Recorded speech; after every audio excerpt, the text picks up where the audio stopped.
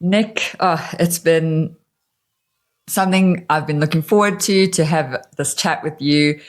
We connected so long ago. I still have like our LinkedIn history, and I reached out when I was like still in South Africa, actually. So really long time.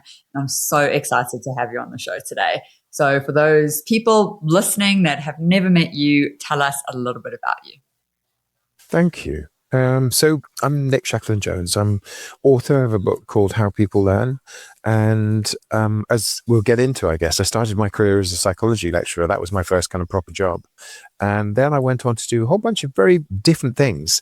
Went to the BBC for a bit, went to BP, worked there for a bit, set up and led a big service line for a consultancy, and then went to Deloitte as chief learning officer through the pandemic.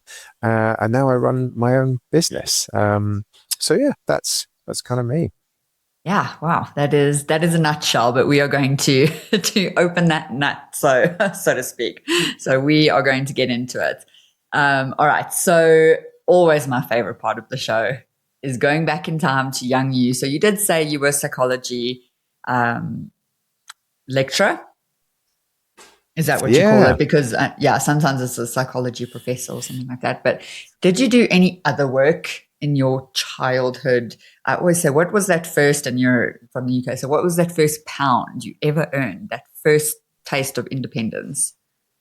Yeah. So I love that question because I think we do these kind of potted histories of ourselves, but I often think the really interesting stuff is, beyond, is the prequel, if you like. So my great grandfather was a scientist, a nuclear scientist. I think he worked on some of the atoll island kind of tests. And my father was then kind of an engineer and set up and ran his own engineering business. And so as a young boy, I remember a lot of times just being asked to do things like sorting nuts and bolts into different kind of buckets. And he always had some kind of a job for us to do. It's a very, very, very strong kind of work ethic. But I grew up in the 80s. So if you're young and listening to this, there were elements of it which were a bit stranger things. So my next door neighbor, a guy called Alistair, we used to spend a lot of time trying to escape from the little tasks that my dad would find us to do, riding bikes around the countryside in Berkshire. We would go camping. I was a kind of amateur photographer, terrible at it, and didn't really know what I wanted to do with my life. It really into kind of things like the Lord of the Rings, where you go to libraries. It was pre the internet, so you'd still go to libraries, Dungeons and Dragons, that kind of a world. So I sort of since discovered that I'm on the spectrum. So I didn't discover that until late in life. So it's a useful frame, actually, perhaps for anybody listening to this, which is that I think many of the mistakes that I made were, partly a consequence of not really understanding who I was and how I worked. So, but I was nerdy. I was definitely very nerdy. And I think that got picked up and it was perceived as being bright. And I was fortunate enough to get a scholarship. My parents weren't very rich, but it meant that I could go to effectively private schools. So I went to a little prep school in Chieveley, and then that took me to a Quaker boarding school in Reading. And the Quakers are very interesting people. They spend a lot of time sitting in silence, but it was also a very liberal school. And so lots of adventure, lots of fascinating people. Some of those were teachers, some of those were friends. And yeah, that started to kind of to shape the direction that my mind was taking. Yeah. Wow. I love that. So I can see how that shaped you, those schools in the beginning. Tell me about some of the fascinating people, because that was the first question that popped into my mind.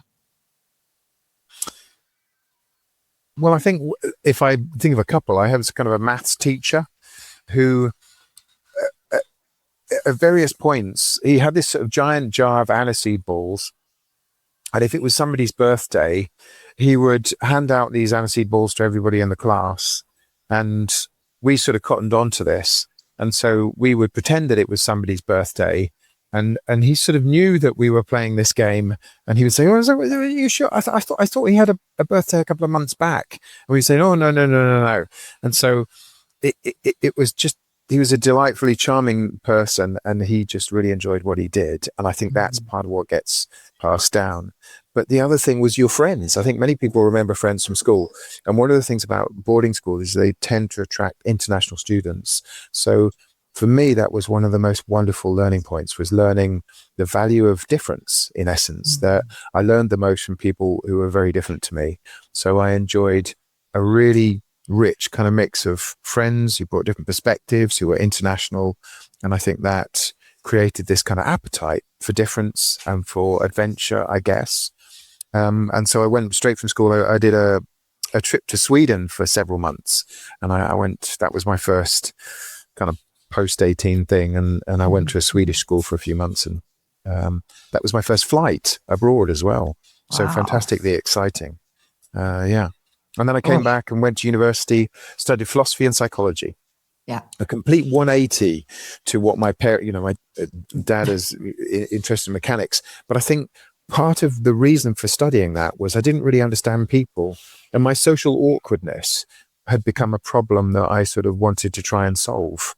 So I was studying psychology, I think, partly because I wanted to understand almost mechanically how to work with people.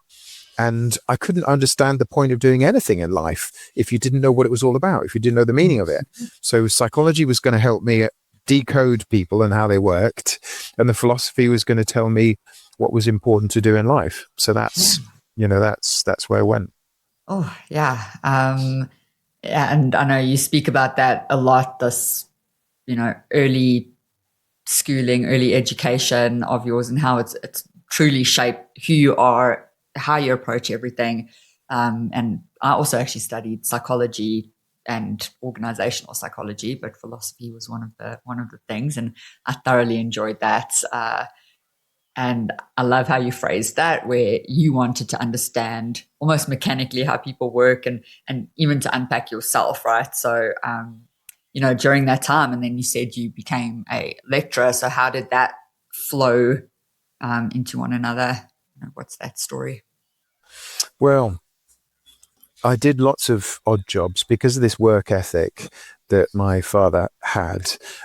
He was forever finding like little kind of work placements, which I'm sure were edifying in some way. But some of them, my first like work experience was in a post office over Christmas. They needed some extra help, and I was just licking stamps, 24/7.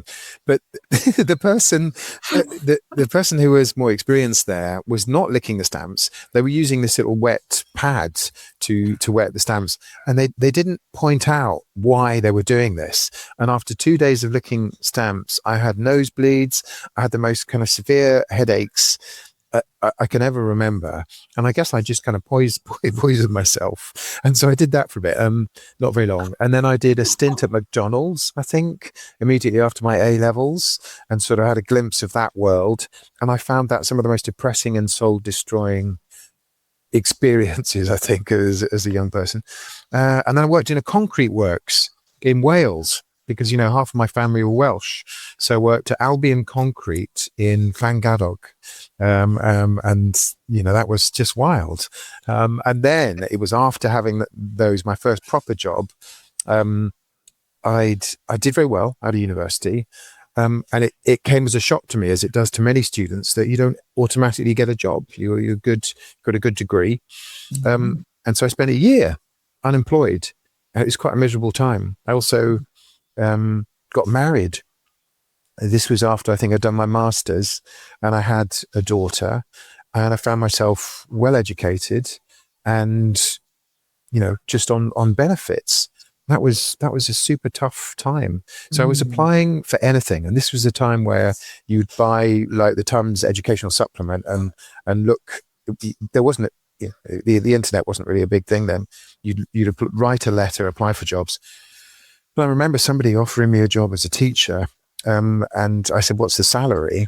And it wasn't much more than I was getting on benefits, and that was, it was quite a shock. But I eventually got this job as a psychology lecturer at Yeovil College. I was earning 16,000 a year, so we relocated to Somerset, and I was just kind of scraping by really, and actually sinking deeper into debt. So on the one hand, I was this sort of young man, one page ahead of the students. That's what it felt like many days, trying to make it exciting, discovering much of the curriculum myself as I went. And on the other hand, it was just kind of desperate financially. And so I did that, and I published some textbooks along the way. And then somebody offered to double my salary to work in a small consulting firm. So yeah, that was a big shift. Yeah. What did that teach you? I mean, that is really tough. I mean, and honestly, I can relate. I also did not get employed after I studied. It was terrible. I went back and studied more because maybe then I would get employed. So yeah, it is crazy. But if you were to speak to yourself, or someone in your shoes who's studying this big degree, thinking life's just going to work out, what would you tell that person, or yourself, in that moment, in that struggle? I've written a lot about education. And so one of the things it taught me was that, education is a kind of a curious ritual. I think it's become this kind of money-making machine, but it doesn't really do very well the two things that it could be doing. One is helping people to really find a sense of purpose, because I think that comes through interaction, through dialogue. And there's nothing about the conventional lecture format which lends itself to that. It's the conversations that you're having with people at the bar or socially that really help shape that direction. Not the kind of quasi-religious, let's all sit in rows and listen to the authority. That's a terrible format for people to really find a sense of purpose in their life. So the other thing is that it doesn't do the other thing that it could do, is it doesn't really prepare people for the world of work. So much later in my career, where I was hiring graduates into Deloitte, they just don't have some of the basic skills that they would need in any office job, like how to relate to people. What is a project? How do you work on projects? How do you collaborate? And so I think that it needs a revolution, in all honesty. So that was one of the things that I learned. I also learned, now that I was an educator, how weird that was. So just to give you a glimpse of that, I would find myself teaching Piaget, who's a learning theorist. And Piaget said that learning should be exploratory. But can you picture the scene? I'd have a room of 30 students all sitting in rows, and I would write up on the board, because we were still writing on boards at that time, Piaget, learning should all be exploratory. And I would turn around and they were all silently copying it down into their notebooks. And nobody saw the irony of that. Nobody spotted it. And so I began to see that there was something fundamentally wrong with our understanding of learning. And this education was just this sort of empty ritual. Because really the only things that stuck with people were the things that moved them somehow. Those would be like school trips or, big things, experiences, interactive exercise we did in the classroom. And so I think that already there was the beginnings of some of the questions that I would tackle later on in life, sort of starting to emerge there. Mm-hmm, mm-hmm. Yeah. As you're talking, I'm thinking back to what stood out for me. I've actually never thought about it. It's just a blur. I loved what I was studying because I was genuinely interested in it. So I think that's an element, like as long as you're interested in it. But yeah, sitting in the lectures, writing furiously, might have had a laptop, but you didn't bring laptops to your lecture, then so writing furiously. I probably still have my notes somewhere at my mom's house but yeah, that is the impact one person had on me in my career. It didn't come from a textbook. Absolutely not. It came from a conversation. Mm-hmm. I hear that a lot because I talk to a lot to people about what they remember from school. And sometimes people feel like I'm being overly critical of education. But the reality is that education attracts people who really care about learning and development, but it puts them within a system and a paradigm which almost kind of prevents them doing that. And if you listen to people saying, well, my school days were great, I had an inspirational teacher, you'll say, oh, okay, what made them inspirational? They say, well, they really cared, they really connected. They really, took me under their wing. They mentored me. They took the time to understand me, or they were super enthusiastic. And what people miss is that none of that has anything to do with content. It's all about how you build and form relationships and connect relationships. And that has nothing to do with the conventional educational paradigm, which is this sort of tabula rasa, people are blank slates, sit down, shut up, I'm going to teach you things to prepare you for the exam. So it is interesting what happens, the superficiality of it, but also the hidden mechanics of it, I think. Yeah. Yeah. And it's come a long way, but it still has a long way to go, because I'm just thinking, my son, he really struggles in school, and not because, he's literally the smartest person I know. Smarter than me, smarter than you. He's so smart. It's unbelievable. But he struggles in that convention and, has a really hard time. He's dyslexic as well. So, everything you say just makes sense. And it makes more sense understanding your history and like your experience of school and what worked, what didn't, all of that stuff. So very interesting having this conversation with you. So yeah, and maybe we have time at the end to even dig more in, but I want to know, so from, you said you were the psychology lecturer, you doubled your salary going to this consulting company. Tell me more about that. So during the time when I was a psychology lecturer, there was this new thing called the internet. And I became fascinated by technology and what you could do with it. And I started to think, oh, you could do, you not just build websites to advertise your company, you could build websites for learning. And so I was one of the first people to do that, bizarre as it may sound. I started using Flash, which was a technology that Apple killed. Oh my gosh. Yeah, yes. That is skill to the next level. Like that is, let's just be very clear with people who don't know what Flash is. Oh my gosh. Okay, so you were one of those. Whoa. Well, yeah, building these whizzy websites to talk about psychology. And I was just building Psychology Resources, I think it was called, .com, where it just, it was like psychology textbook online. This got picked up by a small consultancy who were doing some work for a big bank. And they said, do you want to help us with this project? And I did. And it was one of the most successful projects they'd ever had. And so they said, we want to hire you full time. And they gave me a company car and a Nokia 3110. And before I knew it, I was earning £30,000. Seemed like a hell of a lot of money. I thought, wow, what will I do with all this money? It's more money than I ever dreamed of. Yeah. And I was driving around in my Audi A3, balancing my Nokia 3110 on the steering wheel and texting before we knew that was insanely dangerous. And I felt important. And it was also a wild time because we would go into these big companies and try and sell this idea. And then I would have to try and make it work somehow. But yeah, I learned a lot through that process. So, yeah. So were you, I guess, salesperson as well?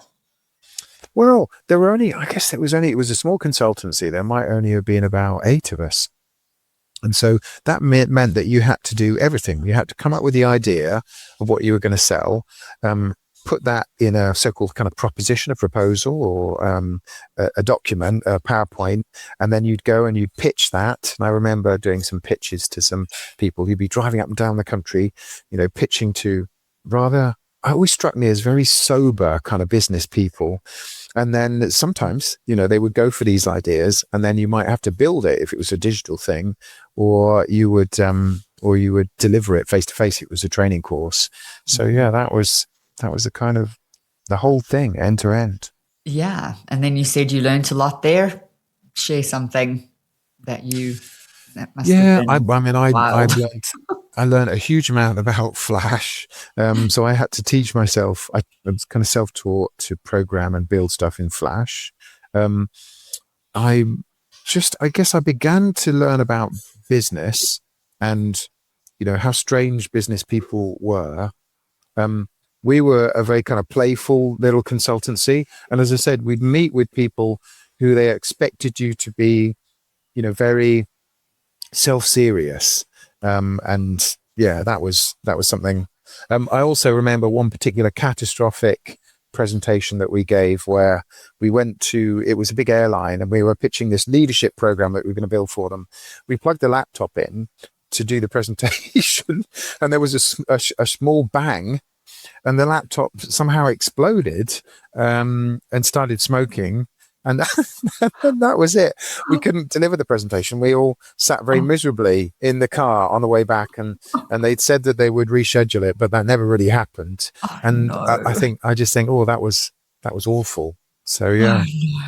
Oh man, that has never happened to me. I have never heard that story of a laptop exploding. That is insane. I have seen people die on stage because of technology. That's such a learning point. I've seen some really senior people. I saw somebody from a big telecoms company give up to give this fancy presentation and the sound wouldn't work and the video wouldn't work and so many things wouldn't work. And I watched their confidence just go, and they went to pieces. It's like watching somebody being deconstructed. I also had an experience where I presented, I still remember how it felt at some sort of big conference, and they had a podium which was slanted, but there was no thing at the bottom like a thing. So I put my laptop on it, and as I was speaking, I watched my laptop slide down like a skier off a mountainside and go plop onto the floor. And I think that sort of stuck with me, the sense that things like that can completely derail. So I always arrive super early for things and do a technical run through. I was early for this kind of this morning because I hate it when that kind of thing happens. Yeah. So yeah, something completely out of your control, has nothing to do with your competence or anything you're going to say, but that is so scary. I totally get that. Even running some webinars, I know I've been like 10 minutes late to something because it took me 30 minutes to get it working. It's like and then you arrive and you're all shaky and like, okay, how do I just compose myself again? Any tricks for me? Just arrive, just be ready. Yeah, exactly. I think because of the way that I approach things, so if you're on the spectrum, you have to mask and structure. Even if you're going for a haircut, you have to know what the scripts are. That's how you work, and it's not inauthenticity. It's just you're trying to make everything go smoothly for the people around you and also for yourself. So to say things like, "Oh, we're going anywhere on holiday this year," and what to say so that you don't experience this kind of social awkwardness. And so for me, preparation is key. It's like you have to think through many things in advance. You have to reflect. And this is problematic sometimes because other people who don't have those sorts of problems are just winging everything. They're just responding to social cues. Whereas everything has to be carefully thought through and every interaction is absolutely exhausting. And so, that's the way I navigate the world. Yeah, well, that's really good. It's a good way to navigate. I believe being very prepared for whatever's coming. Yeah, I think that's, no matter where you sit, that's a good life lesson. Maybe. Everything's got pros and cons, right? Oh, I think, yeah, absolutely. Yeah. Yes. I definitely wing too many things, it's never worked out well for me. So I don't think that is good advice. All right. So you do this job. How long did that last for? That, small consultancy? Did they grow? Did they, what, and then what was next? 4 or 5 years. Okay. It was good fun. It was a little bit kind of crazy, harebrained. I think, working for a startup, that's just how it is. Anybody who has will know that. And then I went from that kind of startup mindset to the opposite end. I went to work for Siemens Communications, based it was in Northampton or Wellingborough more specifically. And that was a huge shift. So first off, they kind of doubled my salary again. I think it worked my way up to kind of 60K or something again, which was just wild, but it meant relocating. And that was tough, really tough, because for my family, we were in Somerset, which is a wonderful place. We would go down to West Bay, and it just has a whole atmosphere of its own. It feels more like, I don't know, south of France or something.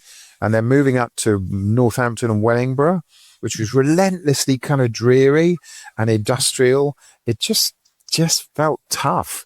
And so we found a place to rent, and my youngest daughter was going to school then. And I started this job in a big building. It was like a kind of a call center type building. And I was hiring a team. It was in the days when you had secretaries. So it was very strange. So I was told, you've got this kind of middle management job. You're responsible for digital learning. And they'd already bought all these CDs, so this library of compact discs. And, got a budget. And here's your secretary, a lovely lady called Maria. And I had an office and a table, all this kind of stuff. And seems crazy now, that kind of life. But it was my first time as a leader to start hiring people and kind of managing a team in that way. And so I learned a lot through that process. I made mistakes around the people I hired, but we also did extraordinary things that broke the mold. And I think that was a big lesson for me. And it was characteristic of my career, is that I was expected to sit there like a bureaucrat and hand out these CDs to people. Here's your improving leadership CD. But instead I said, no, I don't think we should do that. I think we should hire like a little multimedia team and start filming and start creating digital stuff. And so we went, if you like, completely off the rails. And I argued that we should be doing these things and won support for doing those things. And many of them made much more of an impact than people were expecting. And so I never quite fitted into the mold, I suppose. And that, I suppose, has been the secret to success in many cases. Yeah, absolutely. Oh, I mean, I remember CDs, cutting them. I mean, I actually my first year or two was when they were still doing those floppy disks. Like, then we moved quick to CDs. But yeah, what a time. I mean, you do the learning, you put it on the CD, just like for people who don't even understand what CDs are. You do the learning, put it on a CD, post it out, and that was it. Like, you didn't know if they even got it in the post. You didn't know if they ever opened it. You didn't know if they ever watched it. You didn't know any impact you had, and you could never update it. So like, what went out was just what went out. Like, it's freaking crazy. So I am so glad you broke the mold. I remember sitting in my job doing this thinking, oh my goodness, there just has to be a better way, and of course there was internet by that point, and there were LMSs and things. I was like, why are we sending out CDs? So yeah, good for you for being brave and coming up with that different solution, because I don't think I had that in my repertoire of ideas even. It was also weird because I began to notice that a lot of what happens in business is just posturing. So everybody would dress the same way. All of the men would dress in these kind of blue shirts and kind of grey suits, and we all wore ties. And they would talk, there was a sort of a way of talking like a business person if you wanted to be taken seriously. And I began to see this as some sort of weird performance, like kind of cosplay. And so you would go into, I began to behave like this. You go into a serious business meeting and you just put on the serious face and use the serious words and, talk about projections in Q2 and whatever. And, we have to double down and make sure that the deliverables are clear on this project. And then we would come out and I'd hired these wacky team of Flash developers, and we would just have fun, and we'd do all these kind of practical jokes. I came in one morning and my team had glued all of my stuff on my desk to the ceiling. But what they hadn't realized is I had a 9 a.m. meeting. So I came in shortly before the meeting, sat down at my desk. These people were ushered in to the meeting room. And as the meeting was unfolding, I was thinking, where's all my stuff? And then I sort of realized out the corner of my eye that my stapler was glued to the ceiling. I thought two things went through my head. One was, oh my God, I hope that these people, because I'm doing my serious cosplay now, don't realize, because there's no protocol for how you say to somebody, I'm terribly sorry, all of my stationery seems to be glued to my ceiling. And then I secondly was like, well, what happens if it starts dropping on people's heads? It's like the stapler unpeels itself. That's super glue. It's like, yes, yeah. So I love that a lot of my career, there's these just sheer ridiculousness and these Mr. Bean moments. Yes. And so, yeah. Oh, So that was seamless communications, pretending to be an important leader. Um, so yeah, I I didn't really like know how what I you was say doing. that because I feel like a Yeah. lot of us are just doing that, and I love the Yeah. fun. It's like let's bring fun back. Why do we have to be so serious? I Yeah. don't. My blue shirt days were never never good. Yeah. It didn't sit well with me. I'm always like, I don't know if I'd stay. I mean, I wouldn't glue your stapler, but I would be on board with that. So, Well, we said one of the other funny things we did, and we had bought one of these like laser tag type games. But the way it worked is you have your sort of gun, laser type gun, and the other person has an electric shock harness, and if you shoot them, or whatever on their target, then they get an electric shock. Well, the phone in my office started ringing while we were running around the office shooting each other these things. And so I didn't have time to take the harness off. So I just closed the door to the office and took the call. And there was a little window above the door. My team climbed onto a chair and were shooting me as I was taking this call. So as I was talking to the person, I was getting these electric shocks kind of mid conversation. And so that was the, I guess, as kids today say, that was the vibe. that And, was the and of vibe. course you hide all of that because it's not Yeah. considered professional, but Yes. that was Yes. the kind of reality, is that it was all a bit Oh, crazy. that is awesome. Oh, thank you for sharing that. You have lifted my day. So your serious job with a non-serious team. That's Yeah. awesome.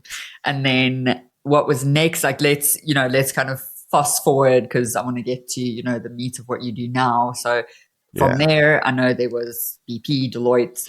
So give us a bit of a high level overview of that journey. Well, I went from Siemens, which is very corporate, to the BBC, which is very creative. That was Mm-hmm. such a different culture. And so I was going to Marylebone High Street, this really eclectic office building, working for Caroline.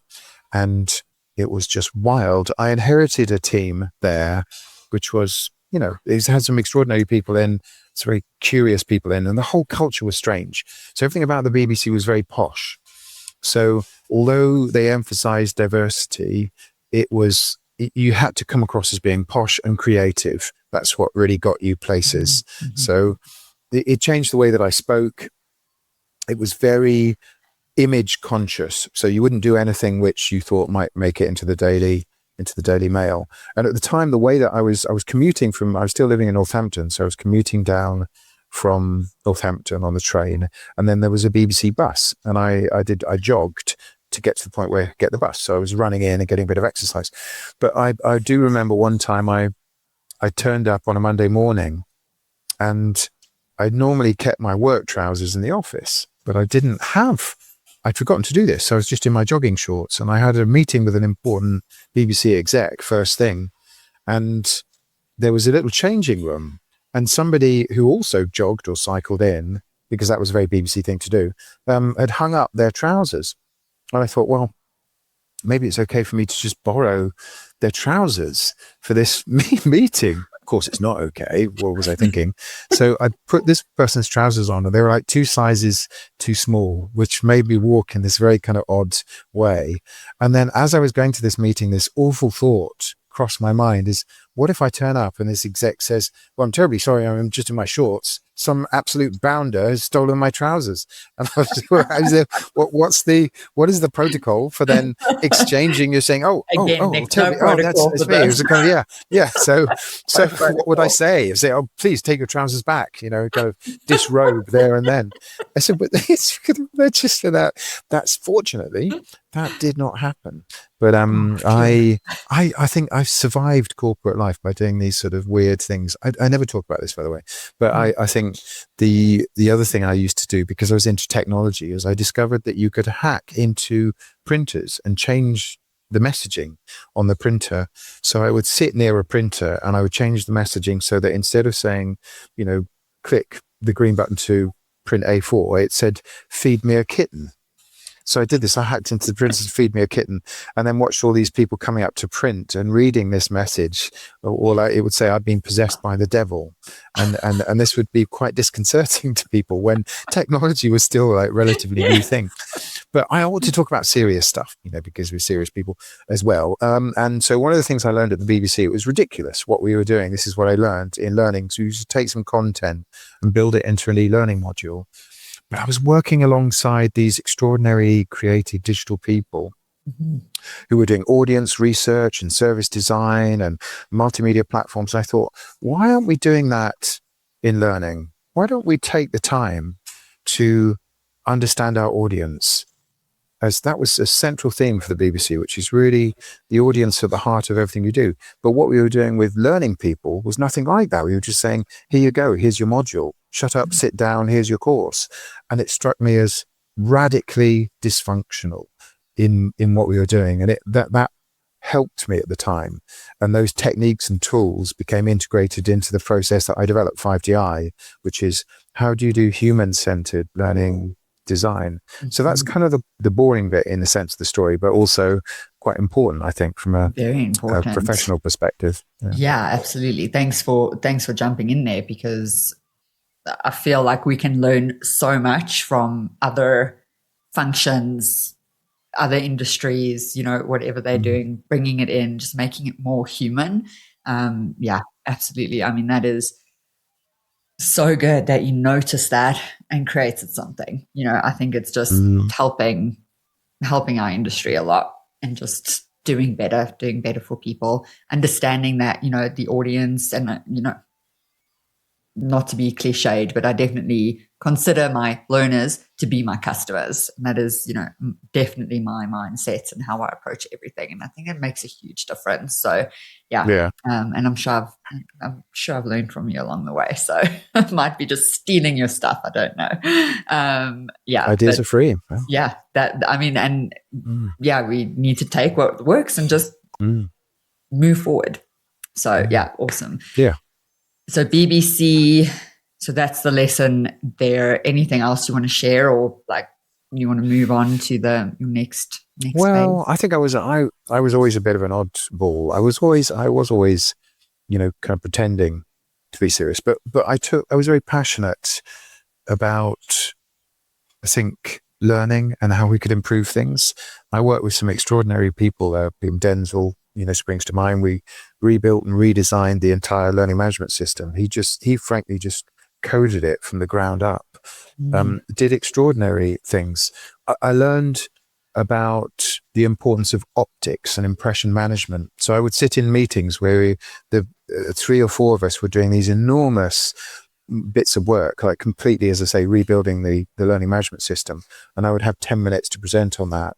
And then somebody would follow me and they would have 10 minutes to present on their project, which is the learning pathways.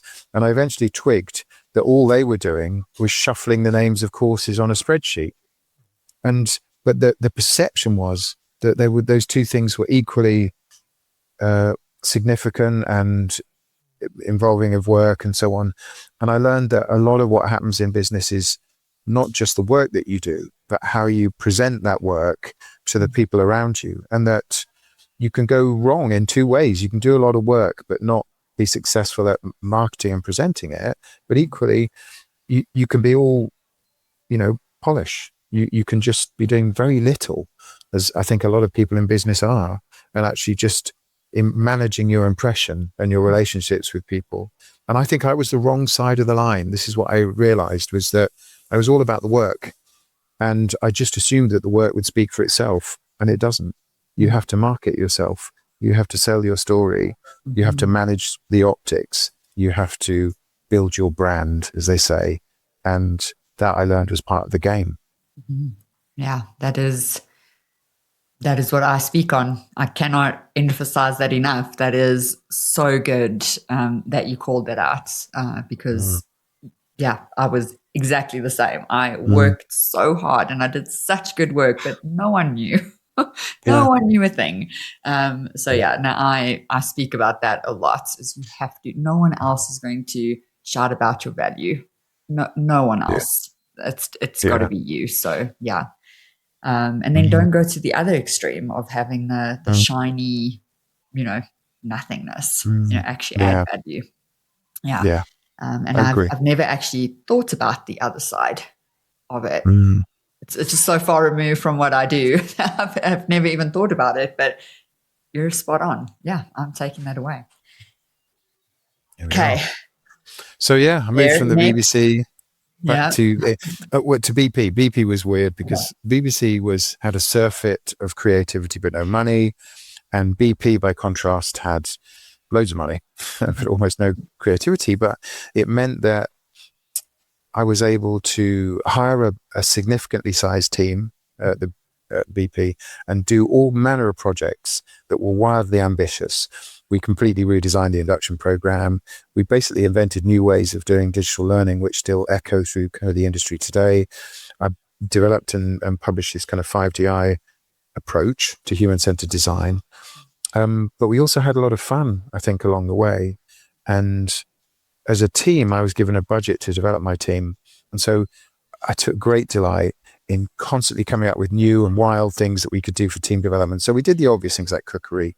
We did survival skills in the forest. I took them for survival. We learned how to, eat squirrel on a stick. We did lots of creative things, portrait drawing. We did kind of obstacle courses. And I think that brought us together as a team, and I got a bit better at sort of team building and understanding what psychological safety was about. But at the same time, we were adding immense value to the organization. They'd hired us as an e-learning team, expecting us to do kind of dull, boring, e-learning modules, but that nobody was very interested in. But we changed the whole culture of BP. We created the most popular website called Discover BP in the whole organization. We created a BP YouTube, for example. We created apps that allowed you to predict what the talent pipeline was going to look like. And I presented to the executive team, the top kind of 50 people on more than one occasion, which is kind of unheard of. People talk about getting a seat at the table. We just did extraordinary kind of breathtaking work that meant that the HR director said, you need to see this.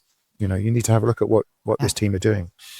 And I talked about it at conferences, and that started, as I say, to change the industry. But it also meant we were approached by a consultancy, PA Consulting. And it was very strange because I was approached in the first instance and they said, do you want a job leading a service line? And I said, well, to be honest, I'm really happy working with this group of individuals here. And the person then said, well, what do they want to do? Would they want to move? I said, I don't know. You'd have to talk to them.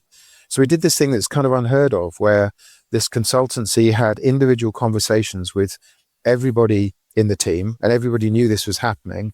And then we had a meeting where I said, what do you want to do? If most of you want to go, I'll go with you. If most of you want to stay here, I'll stay here. And I think out of 13 people, 11 wanted to move. Wow. And so we all moved as a team. It was a kind of acqui-hire across to PA Consulting. But, I didn't understand the politics of that. I was still bumbling around, making these dreadful mistakes because I thought, well, from the perspective of my boss, this would be a kind of a tough message. So I thought through and I planned a conversation. I said, look, we're going to make this work for you. What I mean by that is you can still have exactly the same work that we're doing today, buying our services from the consultancy, and it will cost you less. Did the math. Who wouldn't go for that? The same service delivery, the same resource, just costing you less. I thought, well, or I said, you can do this, you can do this. And I explained all these options to my boss. She just said no. She said no. And I didn't realize that it was a personal thing. It was about hierarchy and about control and about, it was about face and saving face. And so that was... you would have lost a team of 11, essentially. Yeah, exactly. And it was strange because I hadn't anticipated that. I hadn't really understood how my boss would react to that. I just thought through it logically as I thought of it, but I hadn't understood really the personal side. So yeah, it was again me bumping up against. There was another occasion where I wanted to explain to people in the meeting the difference between informal learning and formal learning, and I did this kind of simple graph where I said, look, we're spending 80% of our budget on this 10%, which is formal learning, which has very little impact, and instead we should be spending, 80% of our budget on the informal stuff, and we're not doing that at all. And afterwards, there was a Deloitte consultant in the room who said to me, Nick, do you think you'll remember this as the point where just destroyed the relationship with everybody in your team? And I laughed and I thought, yes, probably. The way that I was expressing things and framing things was, from their perspective, kind of probably quite brutal and kind of insensitive at times.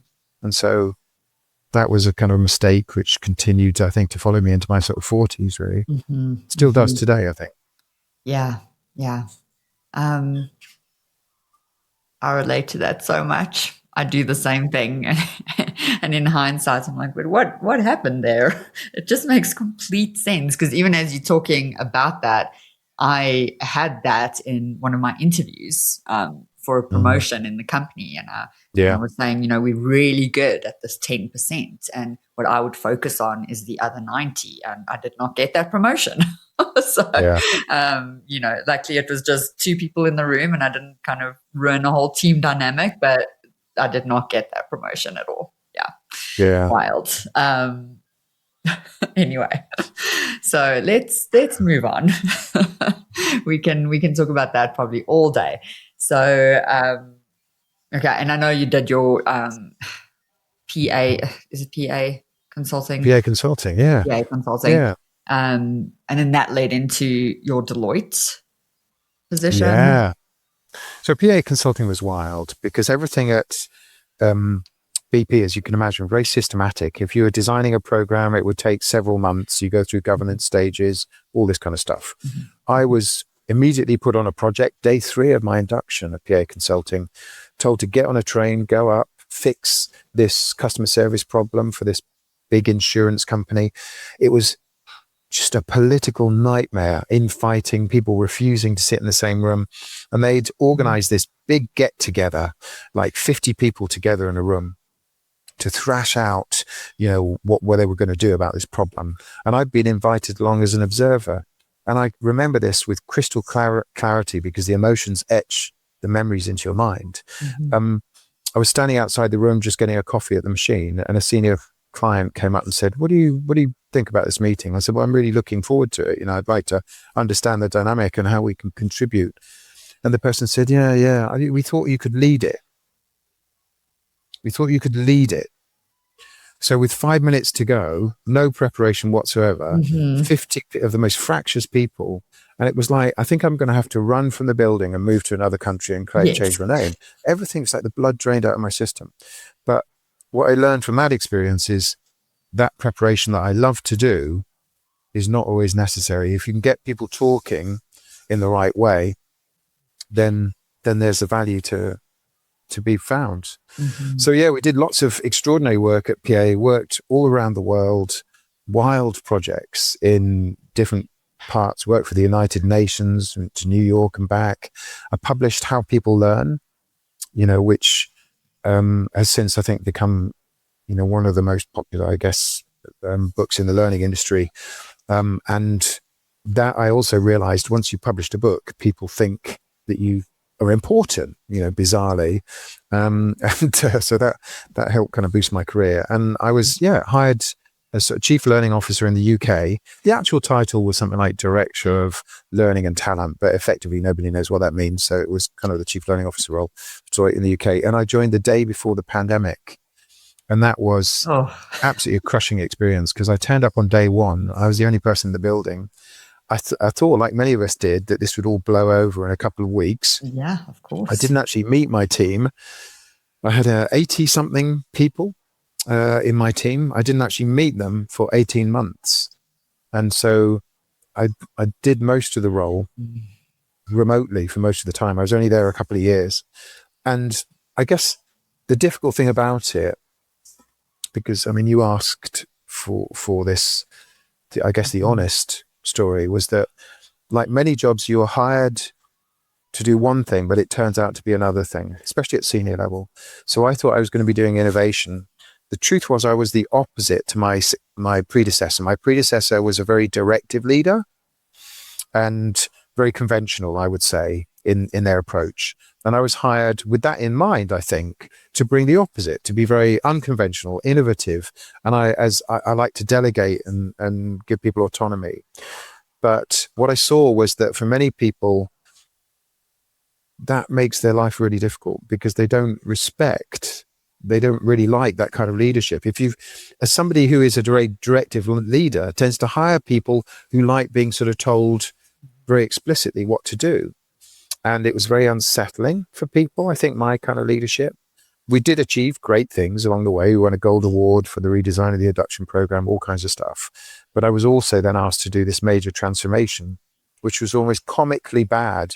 People were worried about dying from COVID, losing their house. They had no sense of where the future was going to go. And now you've got this new leader over a video call telling you that your job was at risk. And I don't think I was the best person to do that. Mm-hmm. So I took a lot of advice from friends on how to do that well. And the best advice, I think, was from a chap called Rupert Hodges, who said, the most that you can hope for is that you do this transformation in such a way that those people would work for you again, given the opportunity. Mm-hmm. And I like to think that some of them would, but probably some of them were just horrified as well. So yeah, that was tough. Yeah. Just I feel like the perfect storm, right? Just everything at once. You come into change everything, but there's enough change in the world that people are like, no, just tell us what to do, please. I need a bullet list of exactly what to do. I can feel that. They probably needed you, and probably the timing. Do you think it was just the timing? I don't think it was just the timing. It's such a embedded culture that to change something, I mean, that would have taken 5 years and baby steps. Yeah, I mean, I had to reduce the size of the team by about 2/3, and I wasn't. And you were the bad guy. I think now that I can say, looking back, I wasn't 100% bought into the rationale which I'd inherited. So I inherited a rationale that I didn't 100% buy into. But one of the things about senior leadership is you have to stand behind the decisions. But as a senior leader, and I teach this on leadership programs, you cannot get up and say, well, look, I don't really agree with this, but we're going to have to do it, because it's easier for you emotionally to side with people. Mm-hmm. But as a senior leader, you have to say this is absolutely the right decision, and you have to execute it as human a way as you can, which really, I think, when you talk about human centricity, as I do, you don't really know what that means until you're really tested. And so for me, being human-centered in that context meant talking a lot to people, even when those conversations were really difficult. So I put in place a series of just chat about what's going on, which HR basically advised me not to do, because they said it would be a nightmare and people would try and catch me out. And well, maybe they did, but I felt it was the right thing to do. So I had lots of conversations where I just had to say things, well, I don't know, or we're going to make sure that this is fair, and you have my personal commitment, and I'm going to try and help you to find another job if you're made redundant. And in some cases I did, and in other cases, maybe I didn't. So yeah, at the end of that, I was like, enough. Whatever. This was the turning point for me. I thought a lot of my work's about experience design. I'm trying to redesign an employee experience or a learning experience to be fantastic and memorable. And what I looked at was my experience. I was sitting in a room for, 10 hours a day, doing back-to-back calls. And I thought, this is dreadful. Mm-hmm. This is, if I'm an experienced designer, I've done a terrible job on my own life. This is not the experience that I would want for myself. Yeah. And so at that age, I was kind of 50s, I thought, well, I've got limited opportunity to actually engineer the experience I want out of life. Mm-hmm. And so I started my own business. I've been doing that for about 4 years. And I'm in Mexico, Tulum right now. People keep asking me if I'm working on or on vacation. And I can honestly say, sometimes I'm answering emails, sometimes I'm on the beach, sometimes I'm answering emails on the beach. Who knows? Who knows what it Who is? knows? But, I love it. but I know we're talking yeah, before we click record, and I was like so jealous. All right. So, Nick, we're coming to the end. Honestly, this has yeah. been so wonderful. I've loved learning more about you. I do want to understand, or like, I want You? you to, over the time, like over your life, looking Uh-huh. back, I want to know, what are we as leaders not saying enough or not speaking enough about? And I know you're very vocal, so maybe you do speak enough about it, but what message would you want to give people who are building their career, maybe feeling a bit stuck, maybe thinking, is this it? Like, really? What advice or suggestion or,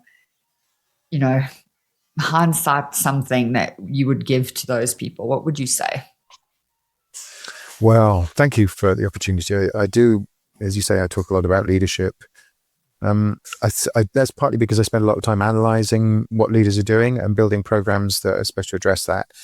Organizations make a systematic mistake with leaders, which is they take people who are good at a job, often a technical job, and they say, oh, you're very good at your job. Congratulations, you're a leader, which means often the people who are promoted into leadership are exactly the wrong people, because they're the people who are good at something technical or a process or just working very hard. And leadership requires people. When I was interviewing BP leaders, at least two of them said, I think I could do the job if it wasn't for the people stuff. And I had to say, what do you mean the people stuff? So, one-to-ones, all this HR nonsense. So that's a problem. Second thing to know and advice is that most leaders, when they start out, are just copying their parents. If you look at them, whatever their parents did to them, they do it to other people. And so my bit of advice is that doesn't work, because there's only a certain kind of person who likes being treated like a child. And you probably don't want a team full of those people. So the obvious point is you have to get really good at delegating and coaching people and building capability. Many leaders don't do that. And I guess the last point I'd like to make is that the essence of leadership is understanding that everybody comes to work for different reasons. Like everybody in my classroom when I was a lecturer, and that's what's driving their performance and engagement. And if you don't flex your style in the jargon, if you don't take the time to really get to know what motivates different people in the team, how they like to work, then you will never be able to get the maximum kind of engagement and performance out of people, because it's up to you to change to suit them, not the other way around. They're not cogs in a machine. You can treat them like cogs in a machine, but it will be a very dysfunctional machine. So yeah, I think off the top of my head, I think those would be some things, some reflections. That is excellent. Really good. All right. Final question of every episode is, if you can travel back in time to young you, however old that is, what would you thank yourself for doing then that set you up to who you are today? I think, I'm not sure I would thank myself. A lot of it was just bumbling along, but the things that I did right was I didn't think my way through my career. I felt my way through my career, strange as that may sound. I did the things that were sometimes wrong, but I followed my heart. And superficially, that sometimes seemed like a bad decision. I'll tell you a short story. When I was at boarding school, I would have been 17, 18, had my first girlfriend. I was in line to be the head of house and then also head of school, which is kind of a big deal, really. But I had a girlfriend and was seen holding hands in public. And the housemaster called me in and said, look, we've noticed that you have this relationship and we'd like you to stop it, because really, it's not on, really. It's not what we want the younger boys to see. And he said, so you've got a choice. I said, well, you can break it off and you'll be head of school and head of house and whatever, or you can continue with it, in which case we'll make sure that none of those things happen. And so I took the decision to stay with the relationship, which might have seemed from many perspectives the irrational decision, the poor decision. Of course, the relationship didn't last, but I think going with what I felt passionately about ultimately serves me well. It's not always a recipe for success. I want to mention that, but I'm proud that I kind of followed what I felt was right, even though that direction was often out of step with the people around me. Mm-hmm, mm-hmm. And I love that distinction. It's not always going to lead to the success or what success looks like, right? But you can feel good about yourself, and then you also use that word proud. And I feel like that is so underrated. If we can just go to bed at night feeling proud of the decisions we made, the impact we had, the way we treated other people, like that goes a long way. So yeah, I love that. Mm. All right, so let's wrap up. I don't want to know, to connect with you on LinkedIn. We know that, but who should contact you and why should they contact you? Oh yeah, thanks for that. So yeah, I'm easy to find on LinkedIn. Also, blather away incoherently on TikTok. I've got a website, Shackleton Consulting. I work with lots of clients. I've got some really big name clients. A lot of what I do is training people in their teams to do human-centered design. So I have an accreditation. I run that program, do it for lots of people. I also design and deliver and help teams to design and deliver things like onboarding programs and culture change programs and leadership programs, especially. Love working on those. And my USP, there's the jargon, is I'm very good at making things, more audience centric, really relating to what people care about, and designing innovative, experiences. Started using AI, for example, integrating that into programs. So yeah, if those sorts of things are interesting to people, then I'd love to work with them. Everything I do, the IP is free, by the way. So 5DI, all that kind of stuff, they don't need my help. People only pay me for when I'm actually doing some work and actually helping them with something. So that's how I work. Yeah, that's awesome. Well, Nick, any final comments or parting words before we say goodbye? None, just to thank you, I think, for giving me the space. I'm very conscious in conversations that generally you need to make sure everybody's, got equal space and time to talk. And I'm very grateful that you kind of stepped back from and gave me all of that space that you did. So thank you. Yeah, absolutely. It's been an absolute pleasure. So thank you, Nick. Thank you. Bye.